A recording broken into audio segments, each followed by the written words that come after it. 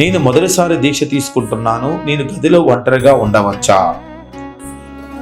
ముఖ్యంగా ఏదైతే మీరు మొదటిసారి దీక్ష తీసుకుంటున్నారంటే మీరు కన్యస్వామి కాబట్టి ఇక్కడ మీకు ముఖ్యంగా మీరు గదిలో ఒంటరిగా ఉండవచ్చా అనేటువంటి విషయంలో మనకి ముఖ్యంగా ఏంటంటే మనము ఈ యొక్క మండదీక్ష పర్యంత కాలం 41 రోజుల పాటు ఏదైతే మండదీక్ష పర్యంత కాలం ఉంటామో మనము ఈ దీక్షా పర్యంతంలో మనము కన్యాస్వామిగా ఉన్నప్పుడు ఖచ్చితంగా గురుస్వామి వారి యొక్క ఆధ్వర్యంలో కానీ ఏదైనా సీనియర్ స్వామి వారి యొక్క ఆధ్వర్యంలో కానీ ఉండటం అనేది చాలా ముఖ్యము, చాలా మంచిది.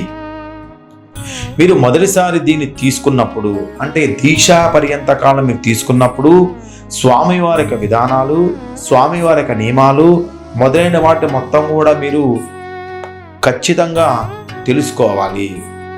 ఇక ఈ విధంగా మీరు అడుగుతున్నారు అంటే మీరు స్వామి యొక్క విధి విధానాలు, నియమాలు మొత్తం కూడా మీకు తెలియకపోవచ్చు. అదేవిధంగా స్వామివారి యొక్క నియమ నిబంధనలు, నియమాలు ఏ విధంగా మనం చేయాలి, ఏ విధంగా చేయకూడదు, ఆ విషయాల మొత్తం కూడా మన గురుస్వామి ద్వారా మాత్రమే మనము నేర్చుకుంటాం. కాబట్టి మన్ని సత్కరమైనటువంటి మార్గం నడిపేది గురుస్వామి. కాబట్టి మీరు ఖచ్చితంగా మండదీక్షా పర్యంత కాలంలో మొదటి 3 మాళ్ళు మీ యొక్క సీనియర్ స్వామితో కానీ గురుస్వామితో కానీ కలిసి ఉండటం అనేది చాలా మంచిది, చాలా ముఖ్యం.